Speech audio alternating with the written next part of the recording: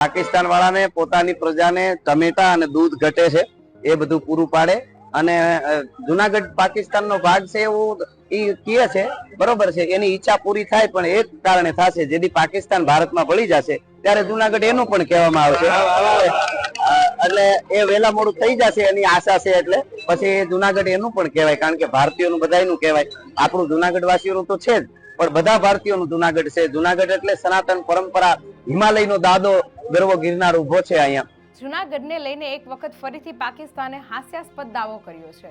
પાકિસ્તાની જુનાગઢે ભારે મજાક ઉડાવવામાં આવી રહી છે અને પાકિસ્તાનના વિદેશ મંત્રાલય દ્વારા જે દાવો કરવામાં આવ્યો હતો કે જુનાગઢ પાકિસ્તાનનો હિસ્સો છે અને ભારત જુનાગઢ પર ગેરકાયદેસર કબજો ધરાવે છે, તે ઘણા તર્ક વિતર્કો થયા, ચર્ચાઓ થઈ, અલગ અલગ નેતાઓએ પોતાની પ્રતિક્રિયાઓ આપી અને આજે લોક ગાયક રાજબા ગઢવીએ પોતાની પ્રતિક્રિયા આપી છે અને રાજબા ગઢવીએ પાકિસ્તાનને ઘણું બધું કહ્યું છે. રાજબા ગઢવીએ કહ્યું કે પહેલા તમે તમારા દૂધ અને ટમેટા નથી એનું જુઓ, પછી બીજી વાત કરો. અને પાકિસ્તાન જે કહે છે કે જુનાગઢ પાકિસ્તાનનો ભાગ છે, તો જુનાગઢ પાકિસ્તાનનો ભાગ ત્યારે બનશે જ્યારે પાકિસ્તાન છે એ ભારતનો ભાગ બનશે, એના સિવાય નથી બનવાનું. તો રાજબા ગઢવીએ શું કહ્યું તે સાંભળો. જે લોકો ગેરકાયદેસર દબાણ કરવાની ઈચ્છા કાયમના માટે રાખતા હોય એને દુનિયામાં પોતાનું હોય, બીજાનું હોય, એ પોતાનું એમ લાગે કોકે લઈ લીધું છે.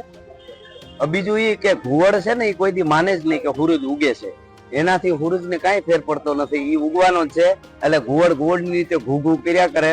પાકિસ્તાન વાળાને પોતાની પ્રજાને ટમેટા અને દૂધ ઘટે છે એ બધું પૂરું પાડે અને જુનાગઢ પાકિસ્તાનનો ભાગ છે એવું ઈ કહે છે, બરોબર છે. એની ઈચ્છા પૂરી થાય પણ એક કારણે થશે, જેથી પાકિસ્તાન ભારતમાં ભળી જશે ત્યારે જુનાગઢ એનું પણ કહેવામાં આવશે, એટલે એ વેલા મોડું થઈ જશે એની આશા છે. એટલે પછી જુનાગઢ એનું પણ કહેવાય, કારણ કે ભારતીયોનું બધાયનું કહેવાય. આપણું જુનાગઢ વાસીઓનું તો છે જ, પણ બધા ભારતીયોનું જુનાગઢ છે. જુનાગઢ એટલે સનાતન પરંપરા, હિમાલયનો દાદો ગરવો ગિરનાર ઉભો છે અહીંયા, હિમાલયનો પણ દાદો કહેવાય છે. એ ગિરનાર માટે, એ જુનાણાની ધરતી માટે અહીંયા આ એક એક પાણે લોહી સિંચેલા છે સૂર્યોએ, એ ભારતની પરંપરા છે.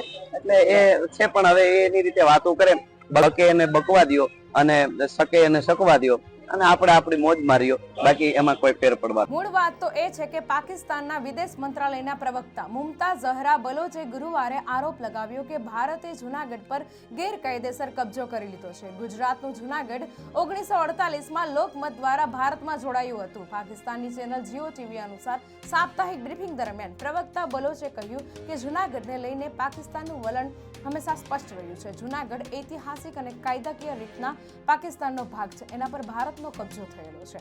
જુનાગઢ ને જમ્મુ કાશ્મીરની જેમ જ વલણ દર્શાવે છે, એટલે આ મુદ્દાને હંમેશાથી જુનાગઢનો મુદ્દો એ રાજકીય અને રાજદ્વાર મંચ પર રાખવામાં આવ્યો છે. શાંતિપૂર્વક એનો ઉકેલ પણ કરવામાં આવશે. જો કે આ પહેલીવાર નથી, આની પહેલા પણ પાકિસ્તાને જુનાગઢને પોતાના નકશામાં પણ બતાવી દીધો હતો અને દાવો કર્યો હતો કે પાકિસ્તાનનો ભાગ જ છે.